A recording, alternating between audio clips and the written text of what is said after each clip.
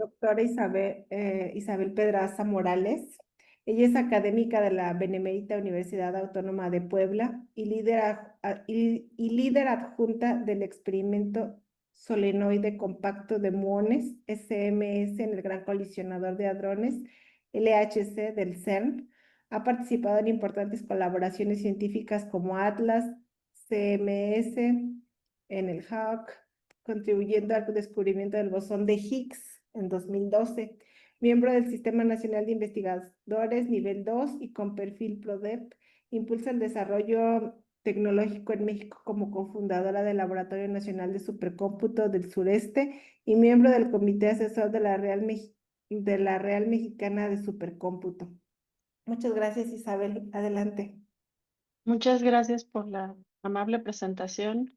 Xiomara, es un placer y les agradezco muchísimo que me hayan invitado.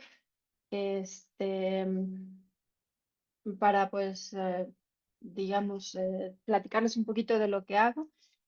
Y voy a compartirles pantalla. Un segundito.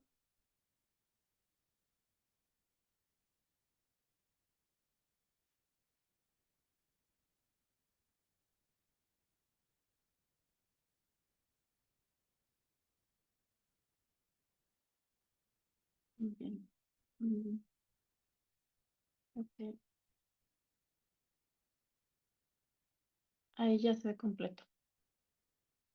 Bien, en el título tenemos la física del Higgs, les voy a hablar del Higgs, y tenemos el universo, las altas energías.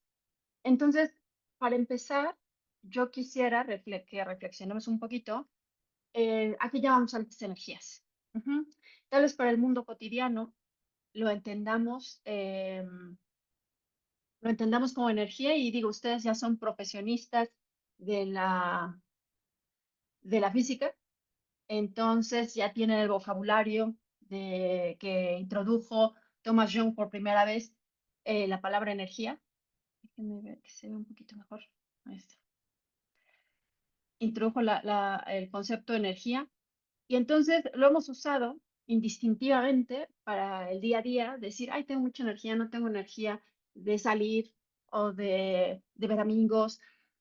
Y nosotros como físicos pues tenemos muy bien la distinción entre la fuerza y la vitalidad que queremos y que la familia nos dice, ay, no tengo energía de ir o lo que sea, sabemos que es muy diferente a la energía que nosotros calculamos o a la que experimentamos en los laboratorios en física. Entonces, la física clásica, digamos que nos dice el poder de realizar un trabajo como capacidad de mover un objeto, entonces estamos muy familiarizados con ese concepto y sabemos que puede existir en una infinidad de formas, ¿no? Como la energía eléctrica, la mecánica, la química, la térmica, etc. Y cuando hablamos de energías más altas, nos estamos acercando a la zona relativista. Y la zona relativista es cuando podemos convertir energía en masa, cuando usamos la famosa, muy popular, digamos, simplificada fórmula de Einstein, energía igual a masa por la velocidad de la luz al cuadrado. Entonces, cuando nosotros hablamos de una energía alta, es cuando nos estamos acercando al régimen de velocidades altas, pero no solo en velocidades altas, sino que también nos acercamos a un régimen de distancias pequeño. Entonces, cuando nosotros, como físicos, sabemos conocemos el principio de incertidumbre, ¿no? Que nos da una relación entre la energía, tiempo, por ejemplo, y también nos da una relación entre velocidad y momento, perdón, posición. Cuando nosotros nos vamos acercando a las distancias muy pequeñas, es cuando vamos tomando mucha energía, ¿no? Entonces, cuando decimos altas energías, nos estamos refiriendo a esta zona que, bueno, por aquí ya tenemos el protón del LHC, cuando hablamos de partones. Ustedes ya habrán tenido algunos cursos de introducción a modelo estándar, de física de partículas. Entonces, estamos hablando de esto. Mientras más nos alejamos a distancias, digamos que menor energía, pero nos referimos a menor energía en velocidades, en Einstein, en el concepto de Einstein, nos acercamos un poquito a distancias muy pequeñas y entonces lo vamos llamando altas energías. Entonces a eso nos referimos altas energías. Y para darles un poquito más de empuje a qué entendemos por altas energías, si lo vemos en las fuerzas con las que interaccionamos o con las de que definimos la naturaleza, nosotros estamos familiarizados, por ejemplo, con la energía electromagnética, ¿no? Que esa la tenemos todos los días, todo el tiempo en nuestro refrigerador, por ejemplo, cuando le pegamos los imanes. Y estamos familiarizados con la energía débil, ¿no? Pero en el Sol están un poquito separados. Cuando nosotros vamos a una escala de energías muy, muy altas, podemos ver que a temperaturas bajas, digamos, temperaturas equivalentes, digamos, a la energía baja, están separadas. Estas dos fuerzas actúan separadas, como tenemos la experiencia al día a día. Cuando nosotros nos acercamos a, a las energías de los aceleradores, hoy tenemos una línea que nos dice Limit of Accelerators, un poquito abajo de 10 a la 20 Kelvin.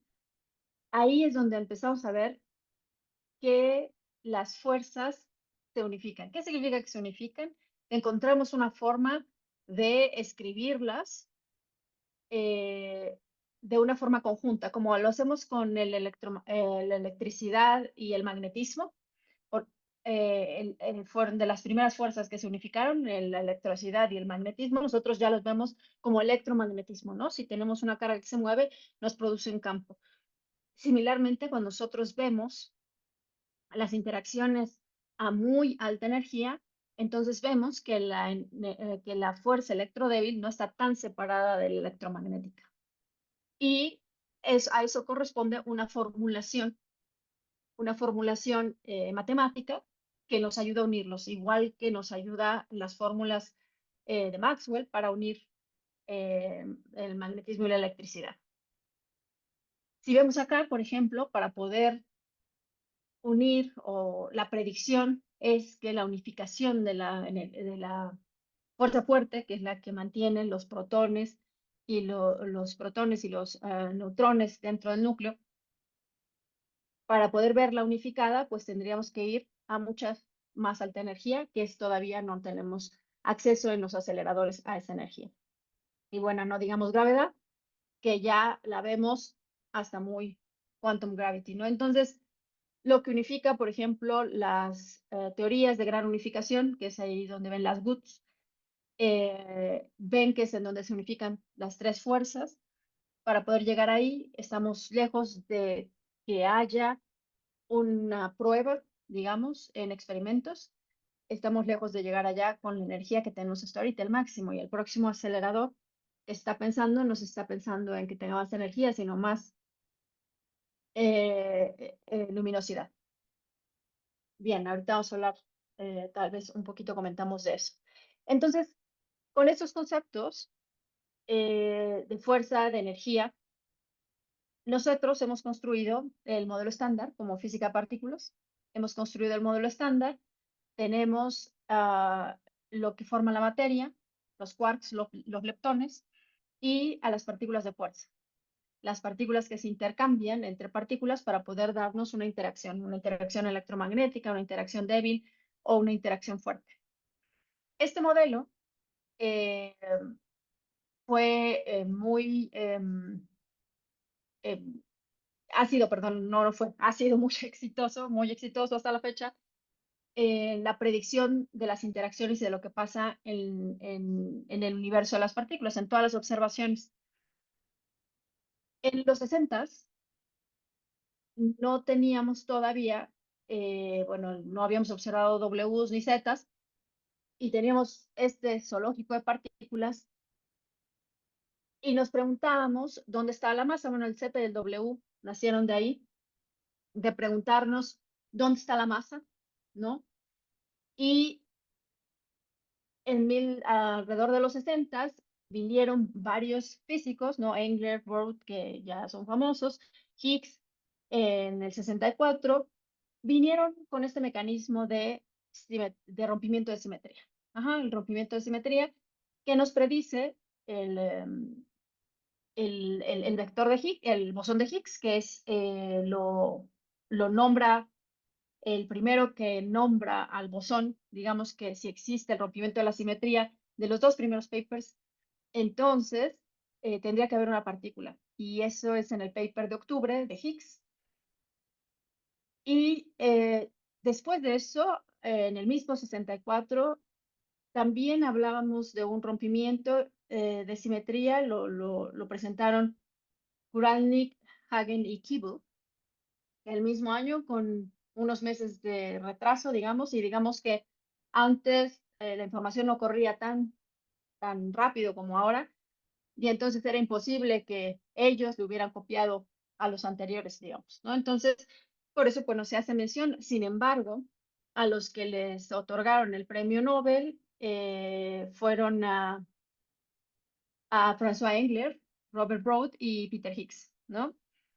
El campo, le nombramos el campo de Engler, Broad y Higgs, mientras que al bosón de Higgs le seguimos diciendo bosón de Higgs, recordando que Higgs es el que habló de una partícula, mientras que los tres autores hablaban de un campo y de un rompimiento de simetría. Ahora, para que entendamos, digamos, ustedes ya son físicos y entienden un poquito el concepto de campo, pero a mí me gusta recordar un poquito el concepto de campo. El concepto de campo es algo en lo que estamos, pero que no vemos. Digamos, no tenemos sensores en la piel. Algunos sí, pero no digamos que no los percibimos, como por ejemplo nuestros oídos, o bueno, los oídos, los de los pájaros, que son los que se guían por el campo geomagnético de la Tierra. Son sensores, pero no es la única forma que podríamos ver un campo, por ejemplo, electromagnético. El campo de Higgs es algo que también lo tenemos, que también está por todas partes. Y entonces, ¿cómo actúa el campo de Higgs? El campo de Higgs es algo que está por todas partes. Entonces lo imaginamos como un campo de nieve, digamos. Y entonces, si nos ponemos una snowboard como un fotón,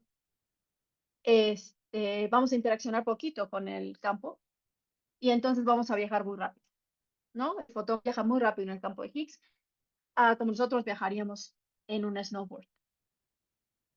Si traemos raquetas, digamos, si traemos raquetas y entonces vamos caminando en la nieve en este campo, vamos a hundirnos un poco y vamos a ir más lento de lo que va un fotón, por ejemplo, ¿no?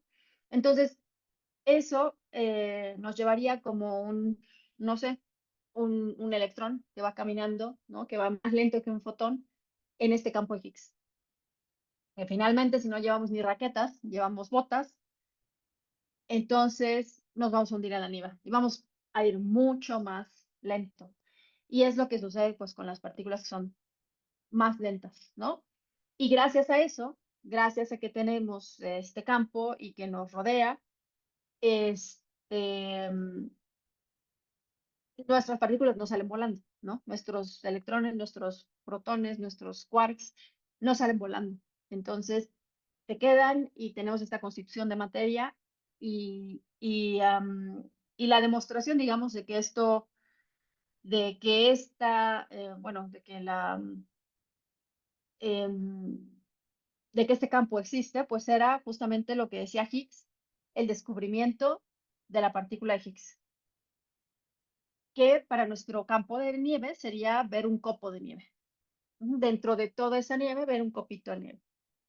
Como hicimos, como hacemos. Y ya vimos que para poder llegar a la parte de electrodébil, para ver las interacciones electrodébiles, tenemos que asomarnos a una zona de alta energía. No la podemos ver como vemos la luz con nuestros sensores humanos, sino que tenemos que ir más allá. Y entonces, para poder verlo,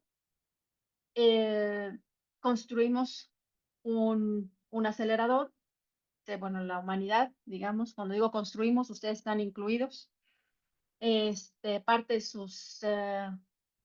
de los impuestos de muchas personas en el mundo han aportado para poder construir el acelerador. es de 27 kilómetros de circunferencia, está entre la frontera franco-suiza. Entonces, por ejemplo, el HCB ya está este colisionador eh, tiene puntos de colisión, acelera los protones y tiene 4 puntos de colisión. 2 de ellos son CMS y Atlas, que son los experimentos más grandes. Y después tenemos el LHCb y el ALICE, que son más pequeños y de propósito particular, es decir, Atlas y CMS son de propósito general, ¿verdad? Mientras el LHCb está especializado en estudiar la materia antimateria y Alice está especializado en estudiar el gluón, el plasma cuártico, perdón. Entonces, en esos 4 puntos hay detectores y ahí colisionamos partículas a muy grande energía. Entonces, el experimento es de 27 kilómetros para poder, colisionamos protones para poder manipular los protones, para poder acelerarlos y y darles la curvatura, ¿no? Una partícula cargada necesita un campo magnético para poder guiarla y un campo eléctrico para poder acelerar.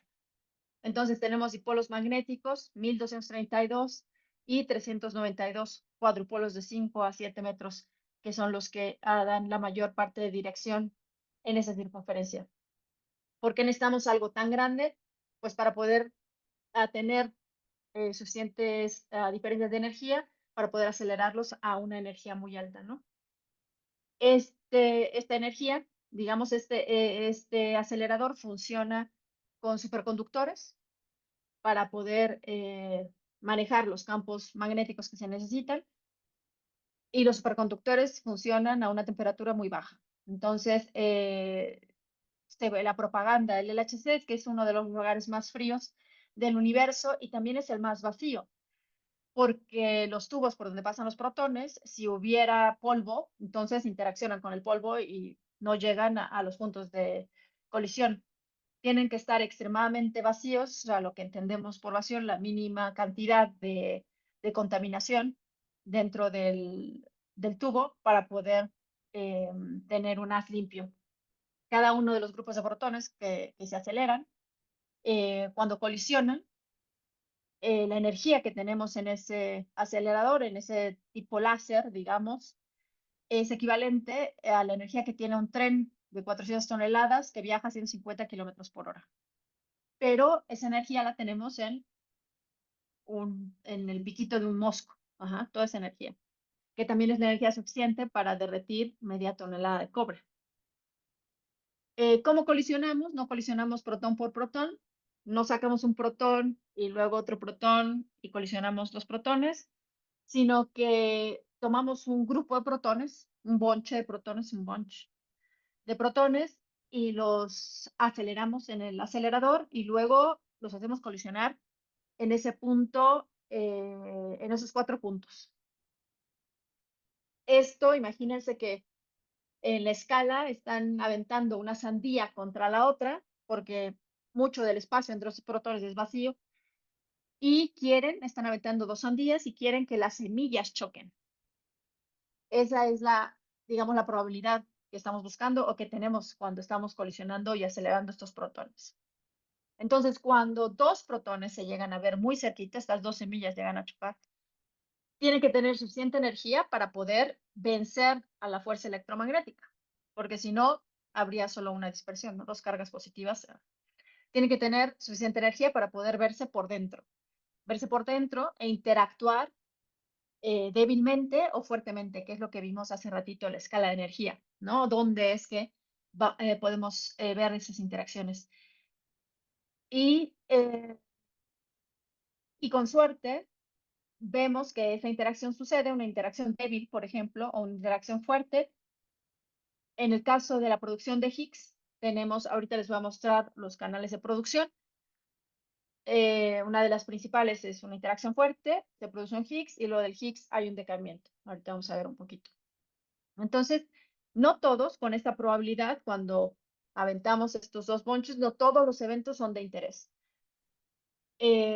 Nosotros seleccionamos menos del 1%, guardamos menos del 1% de eventos de colisiones. El dato, sí, guardamos muy pocos eventos de los que colisionan porque muy pocos son de interés.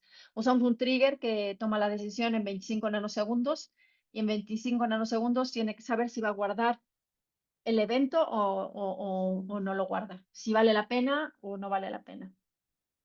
Para que vean un poquito algo gráfico de cómo se da la colisión. Entonces aquí tenemos un video que va por fuera del tubo. Imagínense que ustedes son los protones que van adentro del tubo y llegan los protones y llegan al punto de colisión, que sería uno de los detectores. Que forma la colisión, vieron el tamaño de la colisión con respecto al detector que se ve ahí como como transparente en capas. El tamaño de la colisión es muy pequeña a comparación del detector. Ahorita vamos a ver más o menos el tamaño real del detector, pero me voy a adelantar a contarles cuáles son los canales de producción de un Higgs. ¿Qué tiene que pasar para que produzcamos un Higgs en el acelerador? Lo que tiene que pasar es que al menos, por ejemplo, la fusión de gluones, que está en esta gráfica, hasta arriba en rojo, tenemos la gráfica a la derecha. La gráfica a la derecha era cuando no sabíamos la masa del Higgs, entonces buscábamos en un rango muy grande de posibilidades, desde 90 hasta 1000 gigaelectronvolts la masa del Higgs. Ahora sabemos que está a 125, entonces por aquí. Y ahí 125, pues la interacción que predomina la producción de Higgs es la fusión de gluones. Entonces es que dos gluones de esos protones que venían ahí, que chocan, se fusionen en un triángulo de top y creen un Higgs. El segundo canal de, de producción es la fusión de bosones vectoriales. Entonces, los quarks interaccionan débilmente y ese W o Z que se produce por la interacción débil de los quarks produce un Higgs. Y también tenemos la producción asociada con Ws, que es el W que irradia un Higgs, o el Higgs que es producido por una producción asociada de TOPS. Entonces, esos son los 5 canales, digamos, que son predominantes en la producción del Higgs en el acelerador. Y es ahí en donde buscamos. Entonces, del 1% de las colisiones que ya habíamos guardado, aquí solo un porcentaje de esos eventos son Higgs. Y para poder, digamos, observar la colisión o observar el Higgs, entonces tenemos estos detectores que ya más o menos vieron el cascarón transparente. Tenemos el CMS, que es particularmente donde actualmente colaboro, la UAP colabora, y colaboré en el descubrimiento de Higgs, colaboré en Atlas. Entonces, el tamaño, eh, los dos detectores son gemelos, digamos, son, bueno, no gemelos por si no serían iguales, pero son cuates, ¿no? O sea, nacieron para el mismo propósito, con el mismo concepto, pero lo construyeron, lo diseñaron dos colaboraciones diferentes. Entonces, el CMS es más pequeño, pero su campo magnético es más poderoso. Entonces, las partículas no tienen que viajar tanto para poder hacer flexionar su trayectoria y poder determinar el momento o poder determinar la carga de las partículas. Mientras que Atlas, que es más grande, su campo magnético es más pequeño, menos intenso, y entonces las partículas para poder determinar la curvatura necesitan viajar un poquito más lejos para poder reconstruir bien sus particularidades. Esta es una foto real de CMS, de cómo se ve CMS. Aquí pueden ver a las personas para que vean su talla, la comparación de talla de persona. El detector tiene 15 metros de alto y 25 metros de largo.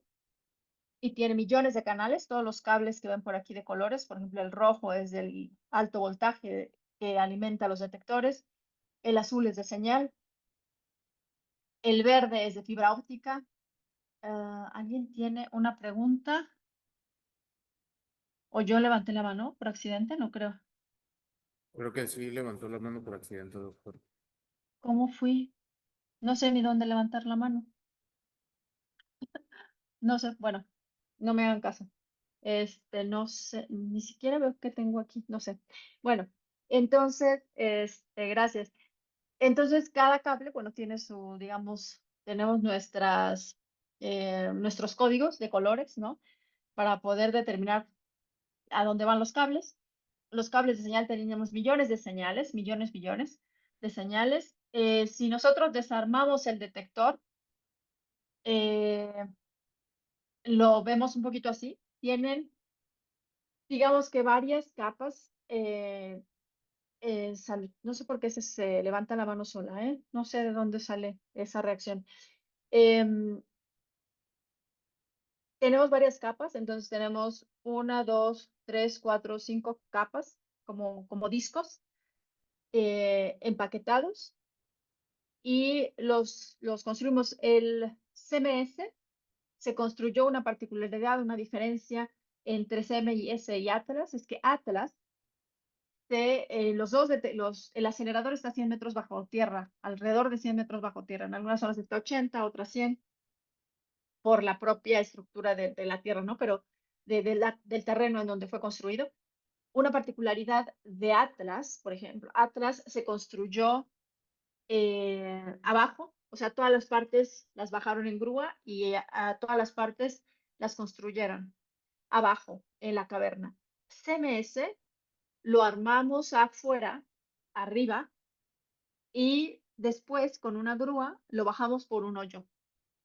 Cada una de estas capas fueron armadas arriba, y estas capas que pesan toneladas fueron bajadas por este, mm, con una grúa por un hoyo de acceso.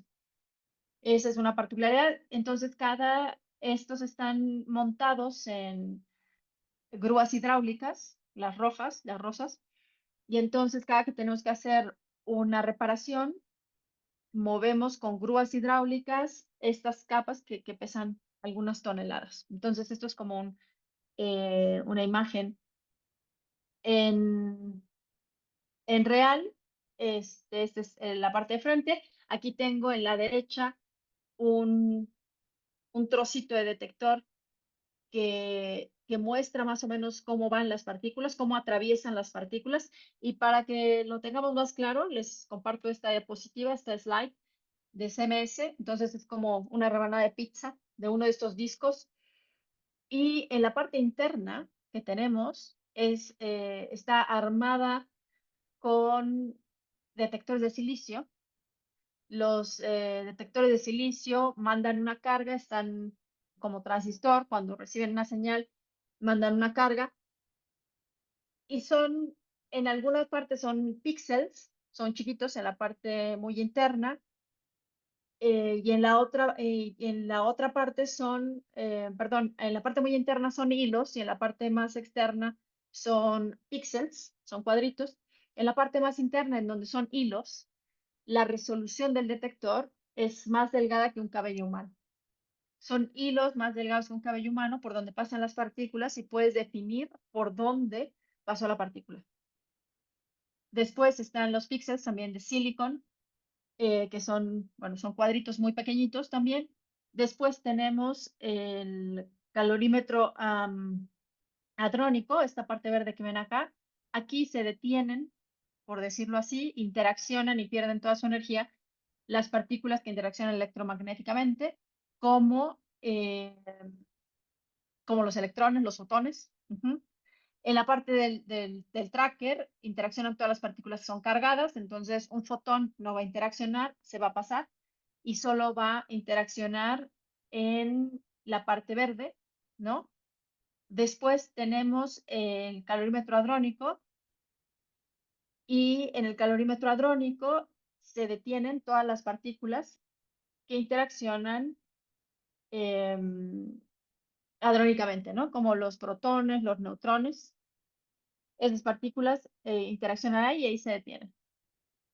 Después tenemos el solenoide superconductor, que es el que les comentaba, que es el más potente para poder ver deflectar la trayectoria de las partículas cargadas. Entonces, la parte roja que ven acá son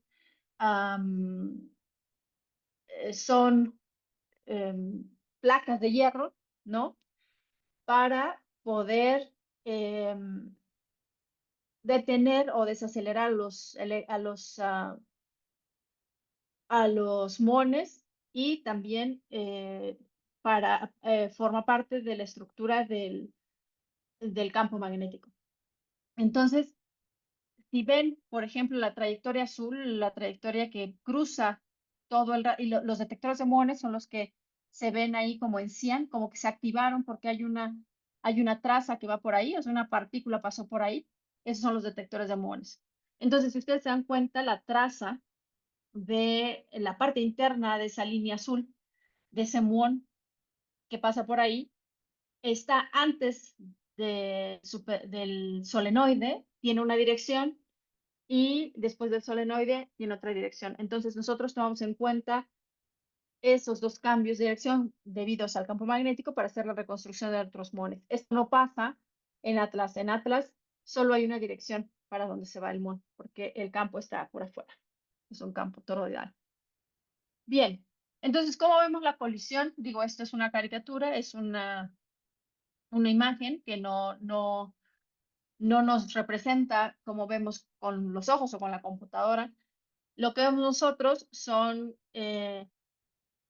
cuando hay una colisión, esto es lo que vemos, ¿no? Ya cuando reconstruimos todas esas líneas, ya son puntos que fueron reconstruidos de alguna forma.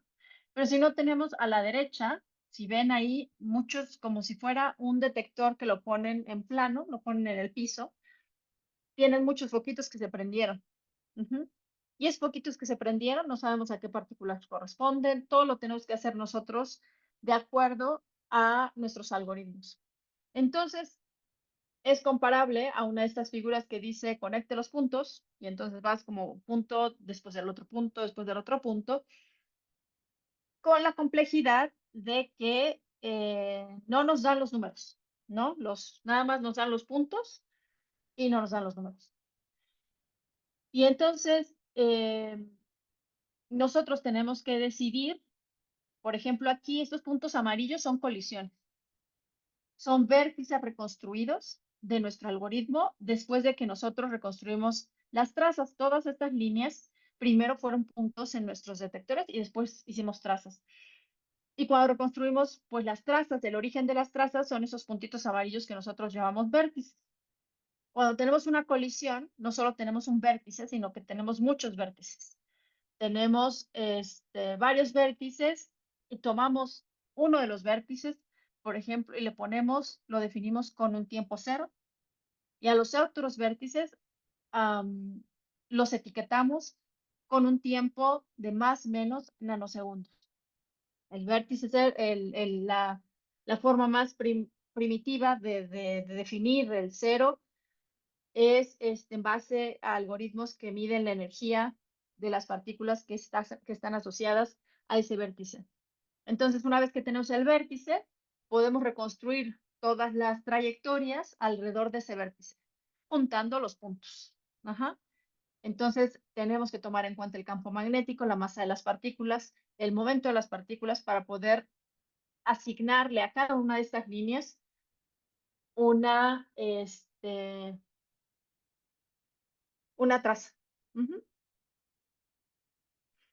¿Cómo hacemos esto? Lo hacemos con mucho cómputo, porque todos los datos que obtenemos, digamos, no los podemos acumular, no los podemos guardar en un mismo sitio y no los podemos procesar en un mismo sitio. Tenemos un sistema que llamamos la LHC Grid, Computing Grid, que está distribuida alrededor del mundo. Entonces, donde guardamos, la primera instancia donde guardamos los datos, si está en el SAM, pero después los pasamos a otros clústeres, a otros centros de cómputo en el mundo, que les llamamos Tier 1, que están comunicados a 10 gigabits por segundo, Internet, que están, por ejemplo, en Estados Unidos, en Canadá, en Italia, en Francia. Y después de eso tenemos otros sitios que están a Tier 2, en donde ya podemos accesar a analizar, los físicos podemos accesar a analizar. En estos pasa la reconstrucción, porque la reconstrucción es un proceso que toma, de cómputo que toma tiempo.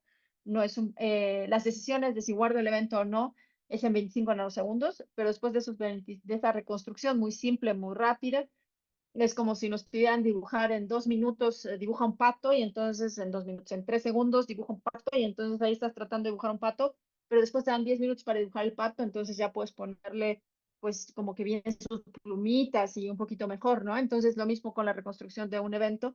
Si te piden reconstruirlo en 25 nanosegundos, pues tomas 2 puntos, 3 o lo que sea y lo pasas si tiene un threshold en las condiciones básicas y después lo puedes reconstruir con mejores algoritmos, más, que toman más parámetros en cuenta y eso toma tiempo y cómputo. Entonces, los mandas a los tiers 1 a reconstruir y después a los tiers 2 ya más procesados para que los físicos los podamos procesar y luego los tier 3 son centros de cómputo más pequeñitos, clústeres, en donde hacemos también análisis de datos y ya nuestros tier 4 pues son nuestras computadoras personales. Esta es como una foto instantánea de las conectividades que se dan para bajar datos. Entonces, que se dan en, bueno, en el HC Computing, digamos, Challenge, que tiene que transferir datos de un lugar a otro 24 horas, 7. Entonces, todos los sitios están monitoreados las 24 horas para que estén funcionando, sobre todo los Tier 2 y el Tier 1. Son los que están, bueno, tienen soporte 24, una persona que está ahí 24/7. La colaboración, para que se den una idea de cuánta gente colabora y cuánta gente escribe código, porque el código para analizar esos datos lo escribimos nosotros. No hay un código comercial, no le pagamos a una empresa para que nos haga el código para analizar datos. El propio CERN tiene su departamento de desarrollo de software, que es root, no sé si lo han usado o lo han escuchado. Es lo que usamos para guardar datos, el formato que usamos para guardar datos. La colaboración CMS en particular, que no es ninguno de nosotros parte de otro de los experimentos, no puedes pertenecer a 2 colaboraciones al mismo tiempo del LHC. Estamos conformados aproximadamente por 4.300 personas activas. Entre ellas hay físicos, ingenieros, técnicos, administrativos y estudiantes. Dentro de esos, alrededor de ellos, estamos entre 1.740 físicos, es decir, que ya estamos graduados. Alrededor, un poquito menos de 1.000 son estudiantes de doctorado. Alrededor de 800 son ingenieros y tenemos un gran número, casi 700 de estudiantes de licenciatura, que están trabajando en proyectos de la colaboración CMS. Entonces, todos nosotros hacemos software, es un software que es colaborativo. Tenemos un GitHub en donde todo el mundo sube su software y todo el mundo guarda. Y bien, entonces, gracias a pues, esta colaboración de tantas personas, gracias a este detector, en 2012 vimos, vimos eventos de este tipo. Los eventos de este tipo, les comentaba que, por ejemplo, no tenemos los fotones, no dejan traza, entonces, pero sí dejan deposiciones en los calorímetros electromagnéticos. Y entonces seleccionamos todos los eventos con 2 deposiciones en el calorímetro electromagnético, que serían estos conitos rojos que ven aquí. 2 deposiciones y que no tuvieran traza. Esas deposiciones que no tuvieran una traza asociada. Ven que hay muchas trazas, pero ninguna traza va directamente a esta deposición. Eso quiere decir que fue una partícula que no está cargada. Y entonces hicimos una colección de esos dos. Ustedes, si ya vieron un poquito de relatividad, como les comentaba, estamos hablando de partículas relativistas, entonces lo que define una partícula relativista, su cuadrimomento. Entonces, el cuadrimomento tiene su energía, su momento. Sumamos estos cuadrimomentos, los sumamos y obtenemos una variable que se llama la masa invariante de la partícula. Es una variable que es invariante bajo transformaciones de Lorentz. Entonces, es lo mismo que la midamos en el laboratorio que en el sistema de la partícula.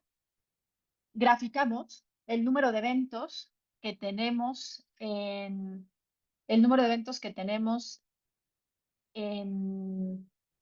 cada uno de los valores de masa cuando reconstruimos esta variable. No agarramos esos cuadrimomentos, obtenemos la masa invariante, esta variable que es una operación con los cuadrimomentos y la energía. De estos dos fotones, de estas dos partículas que nosotros estamos identificando como fotones, y graficamos cuántos de estos eventos tengo alrededor de 140 gigaelectronvolts, ¿no? Entonces aquí pueden ver que tenemos un poquito más de 400 eventos. ¿Cuántos eventos tenemos con 150? Entonces ahí pueden ver que tenemos a 250 eventos más o menos. Entonces, este espectro que ven aquí, la línea roja es un fit, es una predicción de lo que tenemos, de lo que conocíamos antes del 2012, conocíamos como procesos que nos pueden dar dos fotones del modelo estándar como lo conocíamos sin Higgs. Entonces, la línea roja es nuestra predicción teórica. Las banditas amarillas que casi no se ve es el error a un sigma y el verde a 2 sigma. Vean que el error en la parte teórica era muy bajo y los puntos negros son los datos que también tenían un error, digamos, muy razonable. Entonces, si nosotros no hubiéramos encontrado nada, hubiéramos visto esta gráfica. Pero cuando pusimos todos los eventos y todos los datos ahí, vimos que había un exceso de datos alrededor de 125. Un exceso de eventos a los que les gusta vivir en 125 gigaelectronvolts. Entonces, bueno, pues fue la primera publicación que hicimos sobre la observación de un bosón. No dijimos que era el bosón de Higgs, dijimos que era un bosón, pero les recuerdo que el modelo estándar, digo, la formulación ya nos había predicho la existencia del W y el Z y que los descubrimos en el 80, ¿no? En el CERN también, se descubrieron en el CERN en los 80 y entonces el modelo también predecía pues que por ahí está el Higgs. Y encontramos al Higgs en uno de esos canales que predecía y bueno, pues ya teníamos nuestro Higgs, ya teníamos nuestro modelo estándar completo, digamos completo. Teníamos al Higgs, que bueno, ya en el 2013 es donde decimos que sí, es el bosón de Higgs. Y entonces completamos nuestro modelo estándar, digamos ya todo lo que conocemos, lo que conocen ustedes. Este diagrama me gusta porque pues las líneas corresponden a la interacción que va, ¿no? Entonces el Higgs que está en el centro, la estrellita amarilla, se va a conectar con todas las partículas que tienen masa, ¿no? Entonces las con los quarks y con los leptones se va a comunicar porque tienen masa con los leptones, porque aparte ya sabemos también que los neutrinos tienen masa, ¿no? Entonces, este diagrama me gusta, hace la diferencia entre el strong interaction y también las partículas que son derechas y las partículas que son izquierdas. Entonces, en 2012, pues concluimos con el descubrimiento del Higgs, ¿no? Si ven todas las partículas, tienen no todas las partículas han sido predichas y luego descubiertas. Algunas han sido primero descubiertas y luego se ha podido explicar, como por ejemplo el muón, primero se descubrió en los 30 y luego se le dio una explicación. Pero si se dan cuenta, pues el modelo estándar ha predicho pues muchísimas de las partículas que luego han sido descubiertas, ¿no? Y ahí está el periodo para el Higgs, el bosón de Higgs se predice en los 60 y se descubrió en el 2012. Bien, entonces ya tenemos, digo, si no les gustó la parte de las interacciones, también tenemos ya el completo, el modelo estándar con todo el Higgs, los bosones de interacción y los leptones y los quarks. ¿Qué hay más para, eh, para hacer si ya tenemos el Higgs? Entonces, a ustedes ya por ahí ya les habrán comentado, ya habrán escuchado que el modelo estándar solo describe el 5% del universo y que el otro 26% pensamos que es materia oscura, ¿no? ¿Qué es materia oscura? Decimos, o sea, la materia oscura tiene el origen de su definición en la velocidad de las galaxias, ¿no? Nosotros con la velocidad de las galaxias podemos inferir la masa que tienen la masa que tienen las galaxias, pero vemos que giran más rápido. Entonces tendría que tener más masa, pero esa masa no la vemos. Entonces la asociamos con partículas que interaccionan débilmente y les nombramos la materia oscura, ¿no?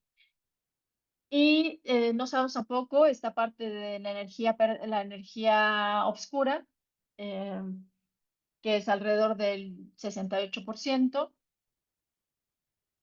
No sabemos qué es, ¿no? Y entonces todavía nos queda por descubrir qué es, porque hay más materia que antimateria, ¿no? La prueba de que hay más materia que antimateria es que estamos aquí, somos hechos de materia, lo que hemos definido como materia, y la antimateria, pues en un principio, en el Big Bang, digamos, se consideraba que había lo mismo, ¿no? De materia y antimateria.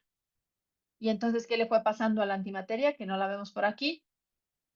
¿Por qué tenemos masas muy grandes, ¿no? Si ustedes van a las masas de las partículas, porque tenemos masas muy grandes, ¿no? Como el del top, 172 gigaelectronvolts, mientras que si vemos la masa pues, del neutrino, digamos, son pequeñas. Entonces, ¿por qué hay 13 órdenes de magnitud en la diferencia de masas? Podemos llegar a la unificación de las fuerzas, ¿no? Que es supersimetría, es un intento de unificar la fuerza fuerte con las otras dos fuerzas, con la electromagnética y la débil. ¿Y qué pasa con la gravedad? ¿No? Que ya vimos que en la escala de energía pareciera que está un poco inalcanzable ver la unificación de esa fuerza con los conceptos y las mediciones que tenemos en este momento. Y bueno, tenemos alguna ecuación que nos puede explicar todo. Son preguntas que siguen abiertas. En el CMS en particular hay muchos, más de 62, más de 100 análisis en este momento de física más allá del modelo estándar. Entonces, buscamos no pasó la animación, pero bueno, buscamos leptoquarks, partículas que viven mucho más tiempo que los 25 nanosegundos que nos toma hacer la medición. Buscamos dimensiones extra, ¿no? Cuando digo esto es que buscamos las predicciones de estas teorías en el detector. Entonces, por ejemplo, en las dimensiones extra buscamos black holes, pero los black holes microscópicos que desaparecen, que se esfuman, digamos, se esfuman y con ellos se esfuma energía que se va a otra dimensión. Hasta ahora no los hemos descubierto, ¿no? Buscamos compositeness, que es que pensamos que tal vez el electrón todavía hay que partirlo en dos y ver qué hay adentro, como el protón que tiene quarks. Tal vez algunas otras partículas no son únicas, sino que están compuestas. Buscamos fermiones excitados, buscamos resonancias de multijets, buscamos bosones pesados. Y bueno, buscamos una cantidad enorme de física y pues eso les puede tocar a ustedes y buscamos pues en tener otro momento de celebración como lo tuvimos cuando descubrimos el Higgs.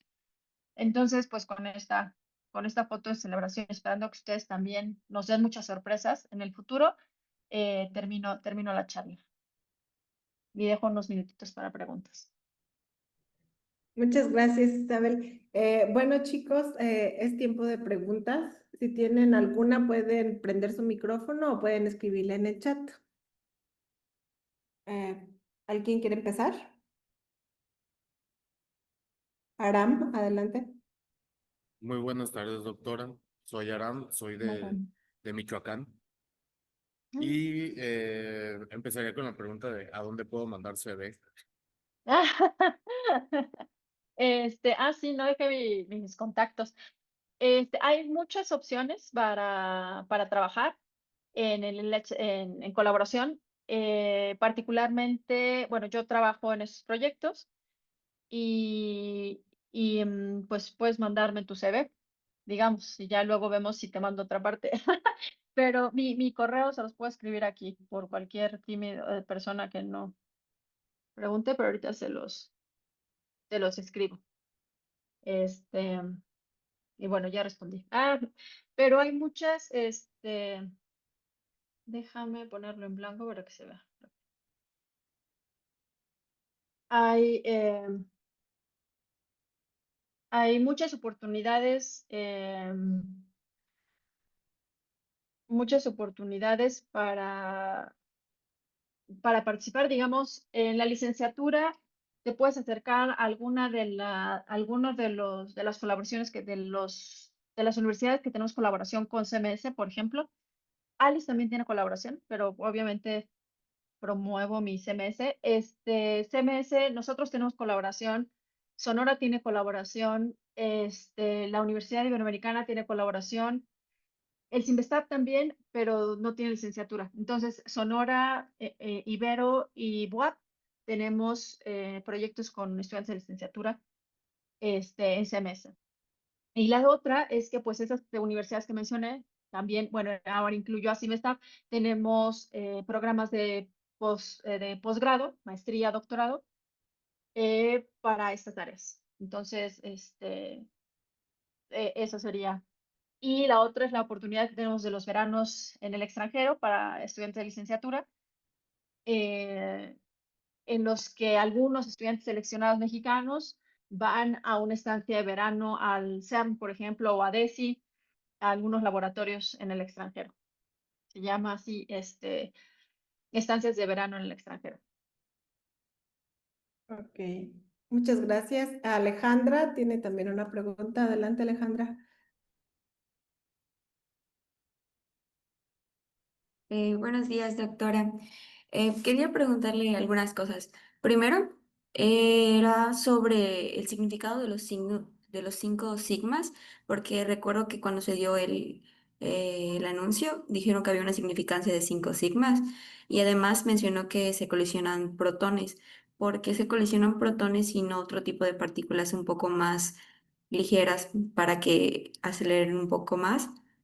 Y creo que lo último sería más una recomendación sobre cómo empezar en programación para dirigirme ya a esa área y en la parte más teórica, con qué empezar para dedicarme ya de lleno a esa área. Ok. 4 preguntas, a ver si me acuerdo.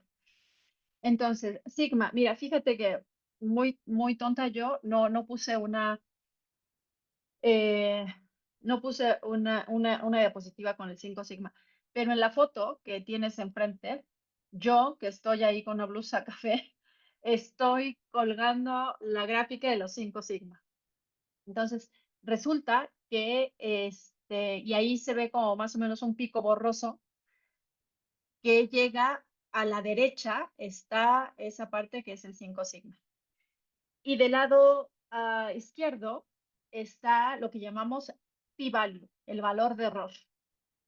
Entonces, nosotros, cuando tú mides con una regla, todos los experimentales, cuando tú haces cualquier experimento, tú tienes un error sistemático, un error por ejemplo, si tengo una regla con la que estoy midiendo el tamaño de la mesa, mi error va a ser equivalente a la última unidad de medición que tiene mi regla. Entonces, si mi regla mide hasta 1 milímetro, mi error va a ser la medida que yo tomé de la regla de la mesa, 1,5 metros, más o menos 1 milímetro, porque es mi error.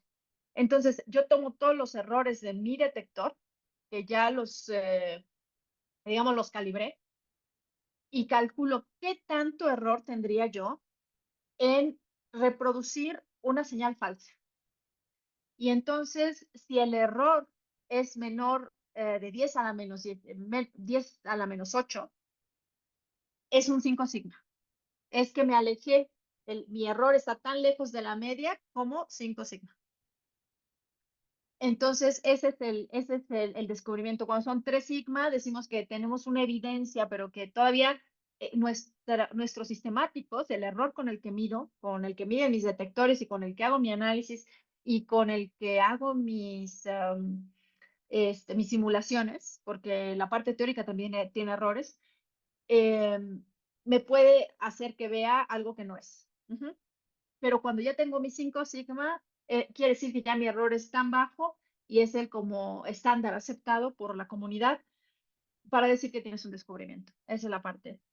La otra, eh, no me acuerdo, me voy a brincar a la siguiente y luego me recuerdas. La siguiente, que era la recomendación, yo pensé que me ibas a dar una recomendación a mí, yo dije, ay, qué bueno, la voy a anotar. Pero entonces, solo me acuerdo de la recomendación de programación, o sea, borré las dos, que en mi memoria es muy mala. Entonces, te voy a contar sobre la programación. Yo creo que justamente en este diplomado van a tener introducción a programación. Entonces, creo que es muy bueno empezar con esa parte de introducción que les van a dar acá. Hay que aprovechar porque no se las dan pues personas que son expertas en el área. La doctora Shamara ha hecho mucho trabajo para conseguirles a los mejores expositores, entonces, incluyéndome, no. No, pero sí yo vi el programa y creo que es de las personas más didácticas que tenemos en la comunidad. Entonces aprovechen esa parte. Y las otras dos se me olvidó, Ale, ¿me puedes recordar? Perdóname, déjame No anotártelas. se preocupe. Era sobre por qué se colisionaban protones y no otro tipo Ah, de partículas más ujú, ligeras. ujú. Entonces, por ejemplo, tenemos los colisionadores de electrones. El problema con el electrón es que radia, entonces pierde mucha energía. Cuando la tratamos de acelerar, necesitamos demasiada energía para acelerarlo porque radia. Entonces pierde energía. Los quarks, más pequeño que el protón, digamos en ese sentido, ya se está pensando en aceleradores de muones, pero todavía no hay. Entonces la siguiente pues es el protón, o los quarks, pero los quarks no los puedes sacar separados porque están confinados. Entonces una vez que los separas, ellos buscan quarks en el mar porque hay partículas virtuales por todas partes y se vuelven a juntar con otro quark. No les gusta estar solitos. Entonces realmente no tienes mucho control cuando los separas. Entonces por eso chocamos protones, que eso sí podemos acelerarlos a gran energía, mientras que los electrones, la parte de radiación nos limita a la energía que podemos acelerar. Entonces por eso se eligen protones. Y ya la otra, ¿cuál era? ¿Qué teoría? En la teoría, ¿cómo podíamos empezar? Pues justamente con este taller, que también les da una parte de teoría de física. Entonces, hay varios libros de modelo estándar, pero creo que el taller que le están ofreciendo ahorita en el MSTP es una buena puerta para empezar. Y si Xiomara no sé si está al tanto, pero creo que sí, vamos a abrir una escuela ¿cómo se llama? Para mujeres. No sé si estás, pero pues también aprovecho para promocionarlo. Sí, de hecho tengo una pregunta porque en mi facultad pasaron el link y me inscribí, pero Perfecto. no sé si es virtual, ¿no? Es virtual. Es Ah, ok. virtual. Muchas Mañana gracias. vamos a empezar con una charla mía, de hecho, o sea que vas a repetir. que lo estoy preparando para que sea un poquito diferente. Y después ya mañana es miércoles, el jueves y empiezan los cursos. Entonces también por ahí. Vale. Ok, muchas gracias. De nada. ¿Hay alguna otra pregunta? Isabel, yo quería preguntarte, Dime. porque aquí hay estudiantes que están comenzando y algunos se les está dificultando un poquito, ya sabes, cuando uno entra de la prepa a estudiar física, como que es duro el brinco. ¿Cuál es el método de estudio que tú tienes? Digamos, pones música, haces muchos problemas. ¿Cuál es tu método para aprender mejor? A poner atención en clase.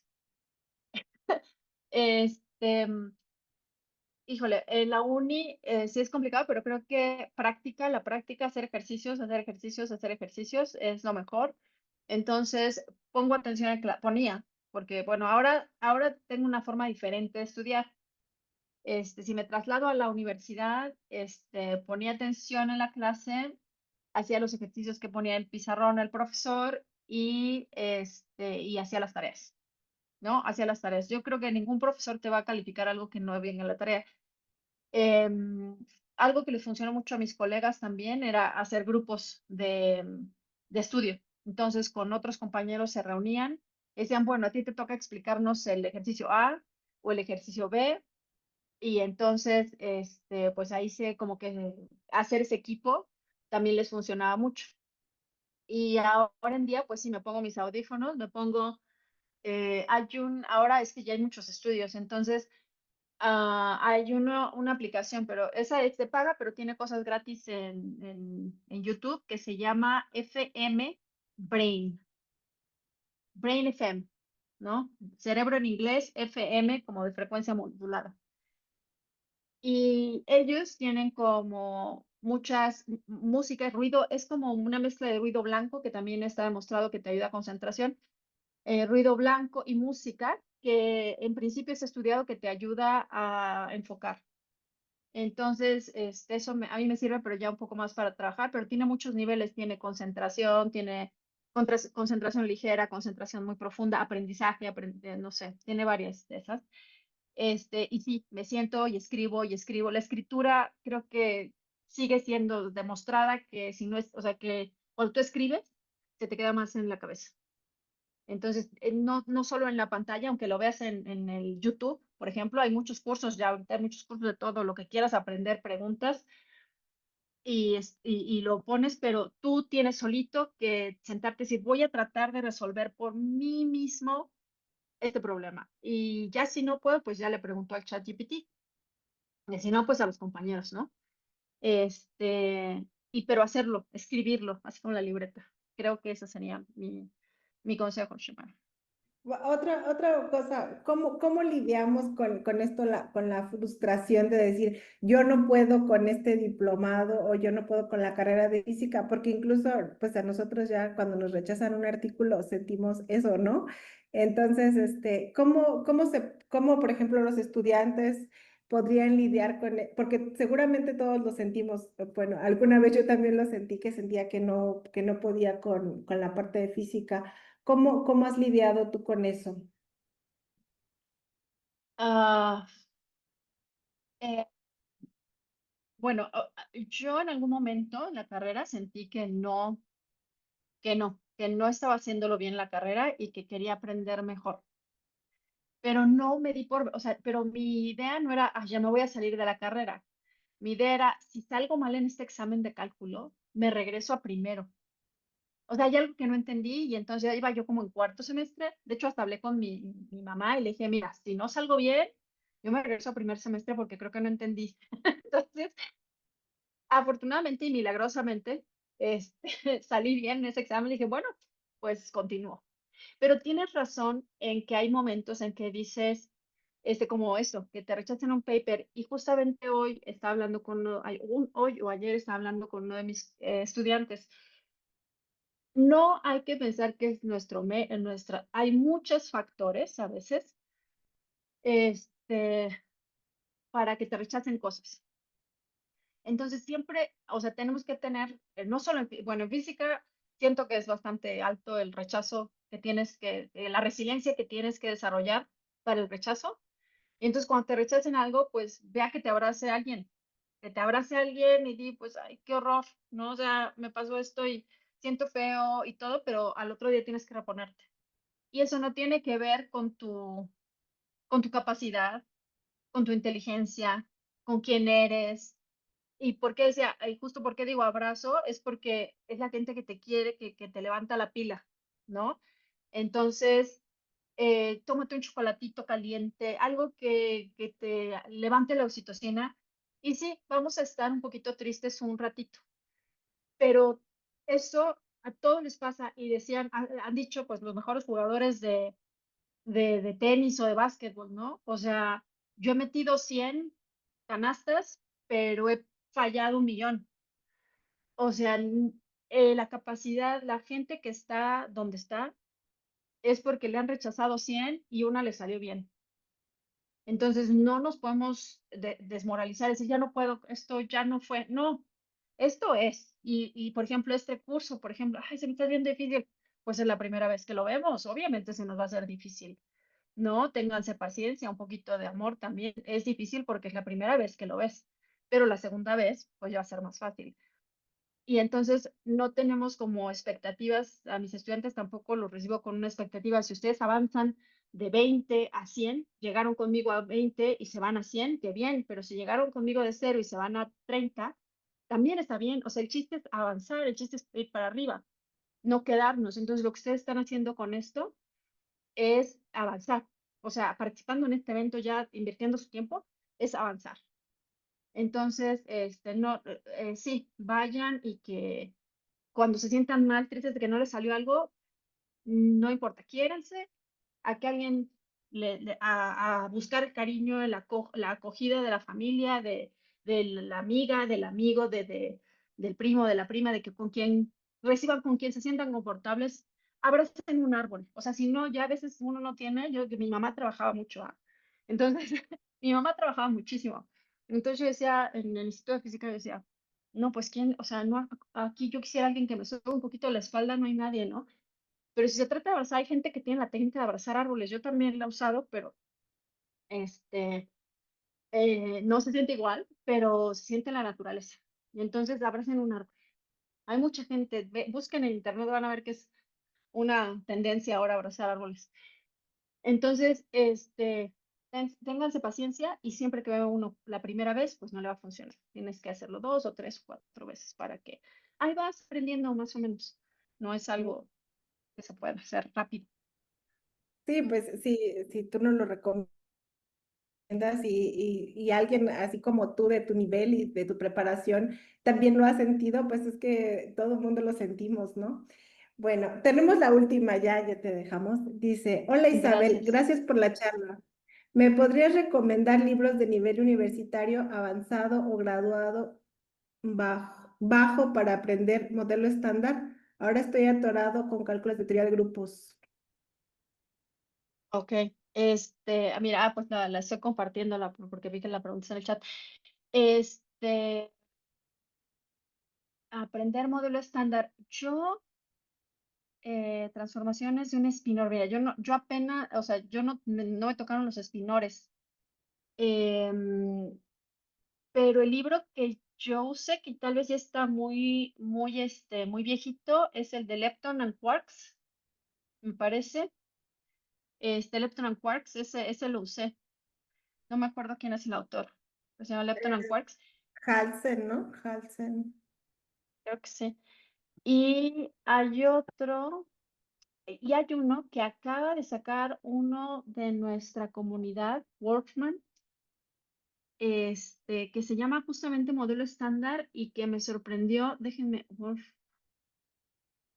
a ver si les encuentro el nombre. Déjenme ver, Modelo Estándar. Bueno, es Estándar Model, porque está en inglés. Porque ya lo compré porque estaba yo impresionada de que mm, no lo tengo aquí, pero te puedo pasar a ti, Xiomara, la liga. Y este es un libro que acaba de escribir justo sobre el modelo estándar y que tiene un review de Witten, ¿no? Que Witten es una autoridad en las supercuerdas y que dice que está muy bien. Yo no lo he revisado, pero si Witten dice que está bien, yo ya lo compré. Entonces, ese, y le paso también a Shamara un libro de grupos que está en español, que se los paso en PDF. Me lo pasaron a mí también hace muchos años cuando estaba en la licenciatura, y es bonito, ese no es como para cálculos muy pesados, pero es muy bonito que habla de grupos, muy básico. Es de la editorial Mir, de los rusos, y me encanta. Ese libro me encanta. Entonces lo voy a buscar porque se lo tengo por ahí en PDF y se lo paso a la doctora Xiomara y le paso el dato del nuevo del doctor Wolfman, me parece que es de la comunidad de física, tú tal vez lo ubicas. Wolfgang, Ándale, ándale. Es que yo Wolfgang. no puedo Sí, está bien. entonces, te paso esas dos referencias para que se las pases, a Antonio. Vale, muchas gracias. Bueno, pues yo creo que aquí lo dejamos. De todas maneras, ya tenemos tu correo por si hay más preguntas. Muchísimas gracias, Isabel, Ajá, creo por que, la buena. fíjate que yo veo otro es que es alguien de Ecuador. Rápidamente le contestamos. Veo otra pregunta, también en el chat, es Adelante. muy raro, es muy raro. Ah, es muy raro porque me lo envió a mí y a ti. Ah, a mí Ah, no me perdón, contestó. no, porque dice, bueno, no importa. Entonces te la leo y dice, es de Ecuador, llamó la atención mencionar, se generan en el colisionador los microagujeros negros y la forma en la que se rastrean es por la radiación de Hawking. ¿Qué beneficio tendría el estudiar en caso de que tengan un tiempo más estable de vida? No, no, no, no, no los descubrimos por la radiación de Hawking. No, no, no. Porque son hoyos negros diferentes a los que Hawking predecía. Entonces son micro agujeros negros y que no tienen que ver con los que tenemos en el universo. Entonces, estos están predichos en teorías de dimensiones extra. Y entonces la forma de detectarlos es que tú sabes que colisionamos un protón con una energía y otro protón con otra energía. 3 volts de energía en el plano Z. Entonces tú sabes que por conservación bueno, y de momento, en el plano XY tienes que tener, cuando sumas todas las partículas, el momento inicial que es 0, tiene que darte 0 al final. Cuando no nos da 0 al final, a ese extra de energía que vemos, le llamamos energía perdida. Y esa energía perdida puede ser que no contamos la energía de un neutrino, pero también puede ser que haya energía que se vaya a una dimensión extra, ¿no? Hay teorías de dimensiones extra. Entonces, así lo buscamos, como energía perdida. Buscamos la energía perdida del evento. ¿Qué energía, cuando reconstruimos todo el evento, no nos dieron los 13 electronvolts, nos dieron 12? Y dices, bueno, no es cierto, perdón, el 0. Ay, se me fueron. Reconstruimos la energía y entonces cuando reconstruimos todas las trazas, nos tiene que dar un momento 0 porque el momento inicial fue 0 en el plano transverso, no en el Z, sino en el XY. Y entonces cuando no nos da 0 es cuando tenemos energía perdida y así los detectamos, Emilio.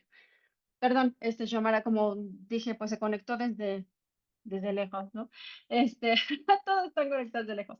Pero pues quería contestar y ya, ahora sí, mil gracias por recibirme, mil gracias por las preguntas, fueron muy, muy amenas y por la invitación, Xiomara. Mil gracias. Gracias a ti y pues te vamos a seguir invitando y abusando de tu buena disposición Gracias. para estas charlas. Muchas gracias y Gracias. muchas gracias a todos. Nos vemos el próximo martes. Adiós. Gracias.